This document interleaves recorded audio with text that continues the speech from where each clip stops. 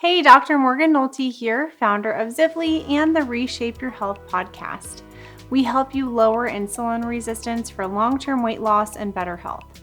In this episode, you'll learn how many carbs to eat with insulin resistance. This is one of the most commonly asked questions that we get about losing weight with insulin resistance. If you're someone who's been dabbling in low-carb, keto, or is just interested in learning more about how to eat to lower insulin resistance, stay tuned. Now, you might have heard me say before that reversing insulin resistance is important to reduce your risk for diabetes, cardiovascular disease, cancers, and dementia. And to reverse insulin resistance, you not only need to know this information, but apply it consistently in your own life. And I'm going to talk with you about why. We're going to break down this video into 4 points, starting with a big misconception about glucose. It's actually not an essential nutrient. Essential nutrients are ones that your body needs but can't make. You must get them from food. In fact, there are no essential carbohydrates.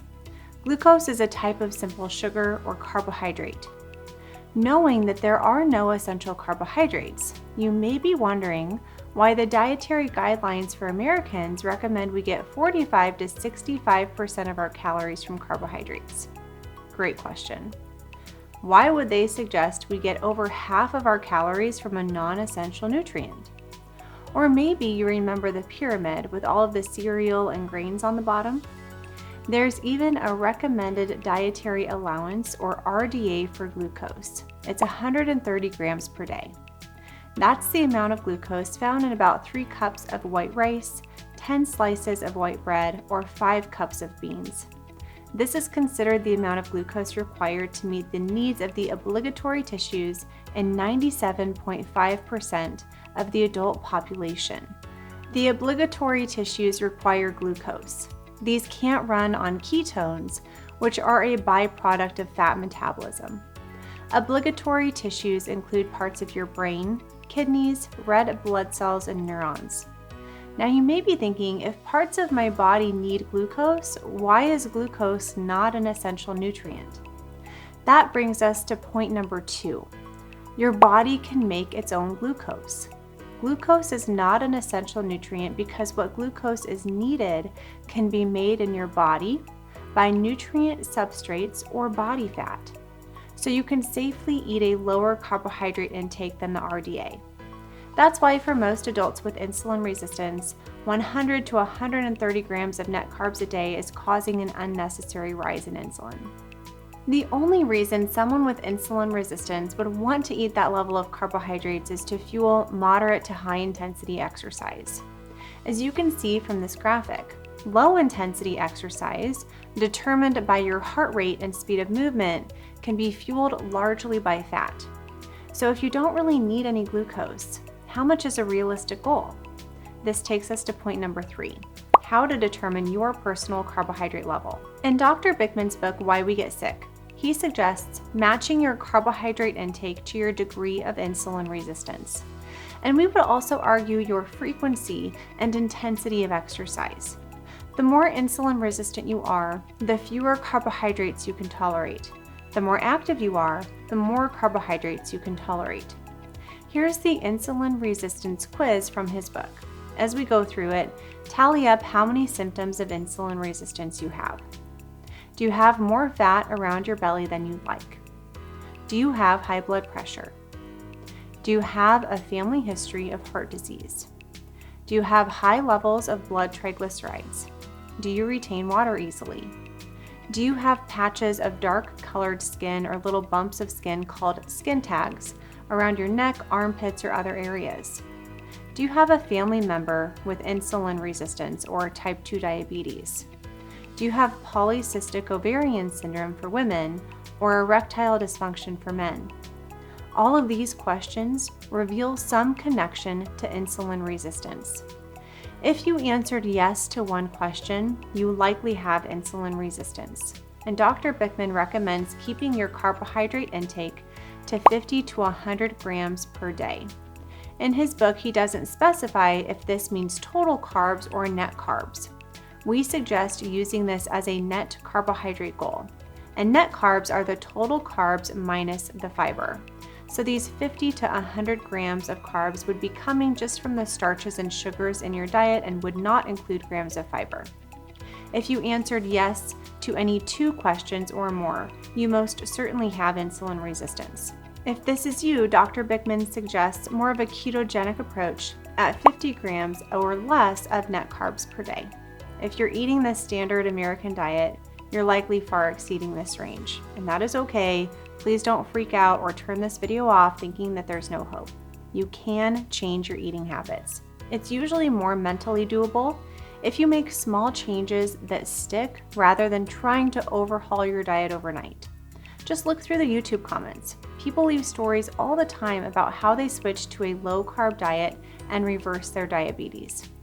We also have ample Zivli member examples of people like Ron and Kathy. One of the primary things they did was reduce their starch and sugar intake and increase their fiber, protein, and healthy fat. Ron said, "I started the Zivli program with the goal of losing about 30 pounds before my next annual physical. My doctor was very pleased at a loss of 40 pounds, improved lipid profile and blood pressure, that he eliminated one of my 2 blood pressure meds and cut the cholesterol prescription in half." Kathy said, "After 9 months on the Zivli program, I lost 30 pounds, lowered my triglycerides by 131, raised my HDL by 8, and got off 3 medications." That's pretty powerful, right? Just think about that for a second. How would your life change if you could lose 30 pounds and get off some medications? How great would it be to fit into your favorite pants again? Or just feel lighter on your feet, making exercise more enjoyable? If you have a powerful story of how living a low insulin lifestyle changed your life, put it in the comments to inspire others. Now that we've established glucose is not an essential nutrient because your body can make it, let's shift the conversation to our last point today, and that's how much fiber do you need? Fiber is another type of carbohydrate. Unlike starch and sugar, fiber actually slows the insulin and blood sugar response of other foods that you eat. While there is ample evidence supporting health benefits of fiber, the absence of a deficiency state prevents it from being considered an essential nutrient. However, in his excellent book, Metabolical, Dr. Robert Lustig explains why he thinks fiber may be the most important nutrient because it protects the liver and feeds the gut. Even though it's not technically essential, fiber does have protective health benefits. Dietary fiber has several protective effects against cardiovascular disease, type 2 diabetes, metabolic syndrome, inflammatory bowel syndrome, diverticular disease, obesity, and breast and colorectal cancers. So while we understand some keto or low-carb enthusiasts insist that you don't need fiber, we still recommend it. And aim for at least 25 grams of fiber per day if you're a woman and 35 if you're a man. Now, each person will tolerate different fibrous foods differently. So some will need a low oxalate, lectin, or FODMAP diet, while others will tolerate any food well. Now, I just want to underscore a point here. Rather than thinking that you can't have any carbohydrates, or thinking that you have to follow a really restrictive diet, consider there are a ton of lower carb plants that you can still enjoy on a low insulin lifestyle. Things like raspberries, blackberries, strawberries, avocados, nuts, and seeds. All of these foods and more belong in a low insulin diet. By including healthy, low carb, and high fiber plants, you add delicious variety to your diet, which makes it more enjoyable and sustainable. We have a list of fiber tables in our free Ultimate Food Guide that you can download at zivli.com/ultimate food guide. If you want to learn how many carbohydrates you're currently eating each day, we recommend tracking your macronutrients on the Carb Manager app. And you can get a set of free setup videos at zivli.com/macros.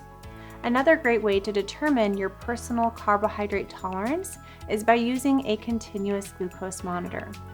We talk more about that in this video about the top insulin resistance diet mistakes that you can watch next. And then watch this video that explains 3 things to do every day to lower blood sugar after eating. Be sure to subscribe for more on weight loss and insulin resistance, and don't forget to check out our services and programs linked below.